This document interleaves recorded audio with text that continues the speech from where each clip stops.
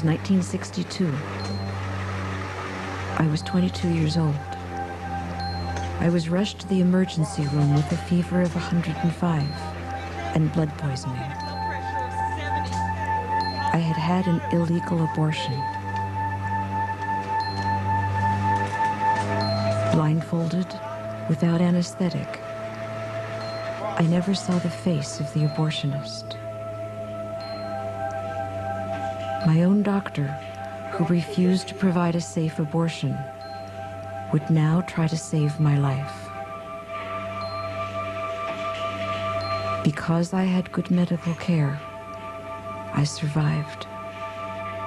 Many women died. There was no phrase, reproductive choice. There was no concept of reproductive choice.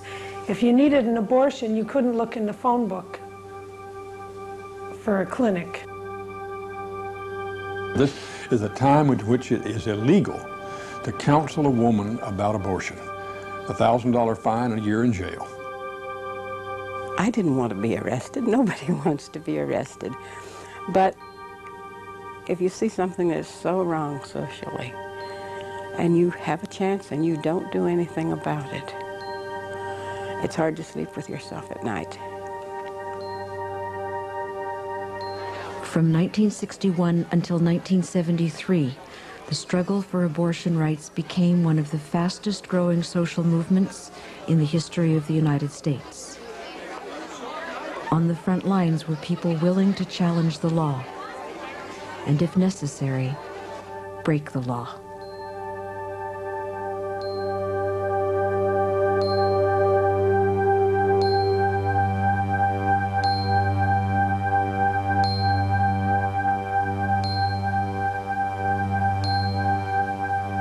Abortion first became a crime in the United States in the mid-1800s. Historians estimate that for more than a century, at least 500,000 clandestine illegal abortions were taking place each year. Some women found safe operations, but most faced the back alleys. Every day, hospitals admitted women infected and bleeding. One I can think of was a classmate of mine who had an abortion that was done actually by her mom. And she started to hemorrhage, and the mother could not stop her from bleeding. She brought her in here, and she died. I called the daddy, and when he arrived at the hospital, he said to her immediately, "I want to know who did it." And in every way, she tells me that he made her feel guilty and called her a killer. The death of their daughter. I thought, there must be another way. It's got to be another way.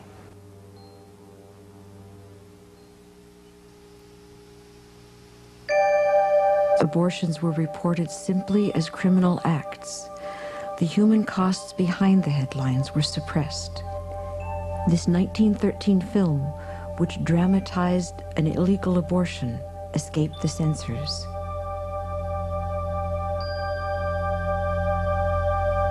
It dared to criticize the law at a time when even information about contraception was illegal. When journalist Lawrence Slater was researching reproductive rights in the 1950s, he found that almost nothing had been written on abortion. It was a dirty subject here. You didn't discuss it at dinner table. The only thing in the newspapers was a little item, Dr. X arrested for performing illegal abortion. You had no way to get at facts or the real story. There was nothing. Abortion was a taboo subject, surrounded by secrecy and shame. In 1962, One woman's story broke the silence. Sherry Finkbein was the host of television's Romper Room. She was pregnant with her 5th child when she discovered that the drug she'd been taking for morning sickness, thalidomide, could cause severe birth defects, including babies born with no limbs. Arizona law allowed abortions only if a woman's life was in danger. Sherry's doctor diagnosed her as a potential suicide, so he could arrange a hospital abortion. Everything would have been fine if on Sunday I didn't have this fantastic feeling that I had to warn other people about this horrendous drug. Sherry called the local newspaper several days before the scheduled operation. She asked that her name not be used. The next day, her doctor called to say that the abortion had been canceled. I said, how could they cancel it? They don't even know who I am.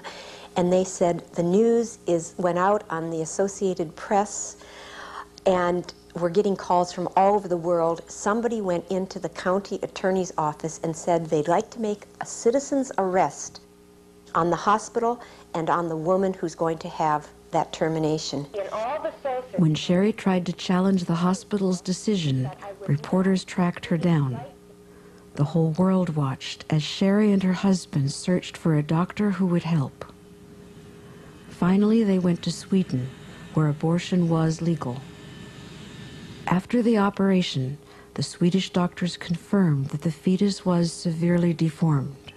I don't want to get back at anybody. I don't feel bitter towards anyone. I don't feel bitter towards people who oppose us religiously. I only hope that they can feel that we're doing what's best in our case and could feel some of what's in my heart in trying to prevent a tragedy from happening. When we came back from Sweden, then we heard that somebody else was now doing Romper Room and that they would keep her on doing it. I was told, and I remember the words exactly, that they felt I was unfit to handle children. We had received so many death threats that the FBI was called. They came because we had 2 children who went to school. It was only about a half a block away, but there were these big FBI agents who would take these little kids and walk them to school because people threatened to cut off the arms and legs of my existing children. Mrs. Finkbein, now that it's all over, do you still think that you've done the right thing? More than ever. You know, we could have given up and a long time ago. But something within me, I don't know if it was womanly intuition or the God inside of me, said, don't have this baby. And I didn't, and now I know it was the right decision. Sherry's case made headlines.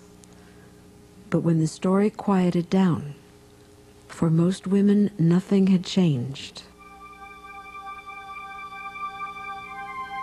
When I became pregnant, I was totally desperate.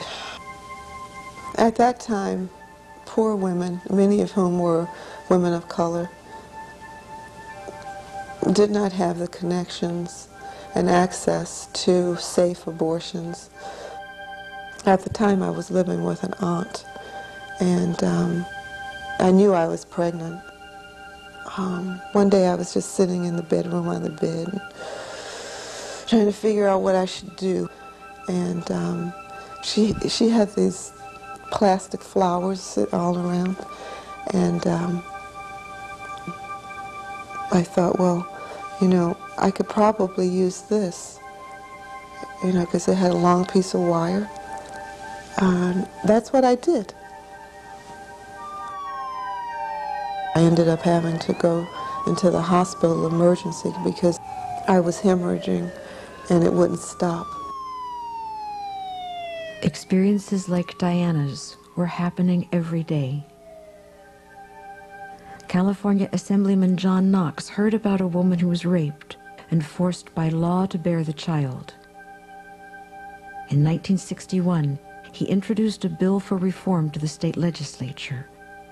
It drew little attention and died in committee, but it inspired one of the nation's first abortion rights activists.